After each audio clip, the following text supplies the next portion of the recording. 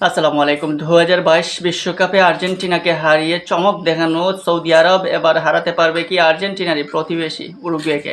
Uruguay এবং Saudi আরবের যে ম্যাচটা আজকে হবে সেই ম্যাচটা এই বিশ্বকাপের অন্যতম হট ফেভারিট একটা ম্যাচ। বিশেষ করে এই মুহূর্তে যদি দেখেন সৌদি এবং উরুগুয়ের টিম প্ল্যানিং বা যে বিশ্বকাপ যে স্কোয়াডটা দেওয়া হয়েছে উরুগুয়ের, সেই স্কোয়াডে দেখবেন একঝাঁক তারকা এবং প্রতিভাবান কিছু প্লেয়াররা রয়েছে। উরুগুয়ে সাধারণত ২টা বিশ্বকাপ জয়ী এই দল ১৯৩০ এবং ৫০-এর পর আর শিরোপার তেমন কোনো কাছাকাছি যেতে পারে না। প্রত্যেকটা বিশ্বকাপে নকআউট পর্বে আসলেই যেন উরুগুয়ে কেমন জানি হয়ে যায়, তাদের আর কোনো আগানোর পথ পায় না।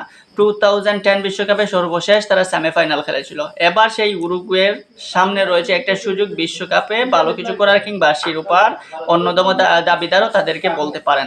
কারণ উরুগুয়ের সেই কোয়ালিটি রয়েছে এবং তাদের যে স্কোয়াডটা সেই ভারসাম্যপূর্ণ স্কোয়াডটার দিকে তাকালেই আপনি সেটা বুঝতেই পারতেছেন।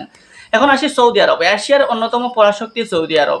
এই সৌদি আরবে যদি এবার পারফরম্যান্স ভালো না হয়, তাহলে সৌদি আরব যদি এবার ভালো না খেলতে পারে, সৌদি প্রো লিগের মান নিয়ে প্রশ্ন উঠবে স্বাভাবিক। কারণ এবার সৌদি আরবের স্কোয়াডটাই দেখুন বিশ্বকাপের এই স্কোয়াডে একঝাঁক আল হিলাল, আল নাসের, আল ইত্তিহাদ, আল আহলি, ওই বড় বড় প্রো লিগের যে ক্লাবগুলো রয়েছে ওই ক্লাবগুলারই বড় বড় তারকারাই কিন্তু এই মুহূর্তে সৌদি আরব জাতীয় দলে খেলতেছেন এবং তাদের অ্যাটাকিং সবচেয়ে অভিজ্ঞতা সম্পন্ন বলতে হবে। কারণ আল হিলাল এবং আল নাসেরের দুইজন স্ট্রাইকার রয়েছেন, সেলিম আল দাউরুশির মতো অভিজ্ঞ একজন স্ট্রাইকার রয়েছেন, যিনি 22 বিশ্বকাপেও খেলেছেন। সো এই সৌদি আরবের উপর একটা বাড়তি প্রত্যাশা থাকবে ফ্যানদের। এশিয়ান ফ্যান যারা রয়েছে তারা সবসময় চাইবে যে এশিয়ান দলগুলো ভালো খেলুক।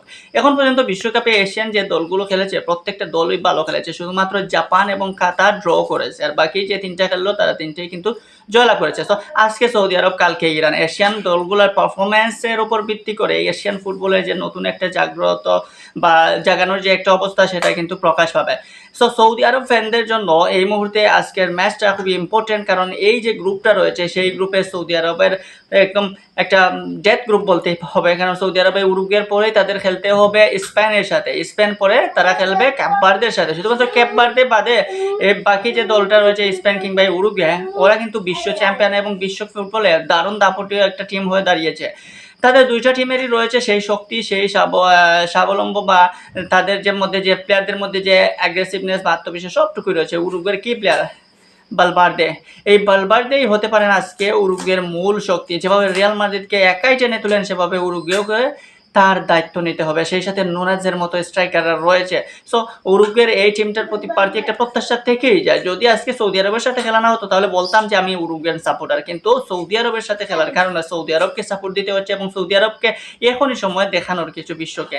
এই সৌদি প্রো লিগের ডিমান্ডটা তারা যেভাবে আস্তে আস্তে বাড়িয়েছে, Neymar, Ronaldo, Benzema, Sadio Mane বড় বড় তারকা যারা রয়েছে প্রত্যেককেই কিন্তু তাদের লিগে নিয়ে এসেছে এবং সেখান থেকে তারা একটা মোটামুটি একটা ভালো একটা দল গঠনের প্রক্রিয়া দিন রয়েছে এবং সেই প্রক্রিয়াধীন অবস্থায় এখন যদি তারা এই বিশ্বকাপে 26-এ ভালো কিছু করতে না পারে তাহলে হতাশা ছাড়া আর কিছুই নাই। সো আর্জেন্টিনাকে হারানো 22 বিশ্বকাপের শুরুতে সৌদির যে চমকটা ছিল সেই চমকটা এবারও 26 বিশ্বকাপে এসে যদি উরুগুয়েকে হারিয়ে করতে পারে তাহলে দারুণ একটা ম্যাচ হতে যাচ্ছে এবং দারুণ একটা এনজয়েবল মোমেন্টস হতে যাচ্ছে মনে হচ্ছে সৌদি ফ্যান কিংবা এশিয়ার ফ্যানদের জন্য। অপেক্ষা দেখুন আজকে কি হয়, সৌদি আরব নাকি উরুগুয়ে, কে জিতবে বলে আপনার মনে হয়?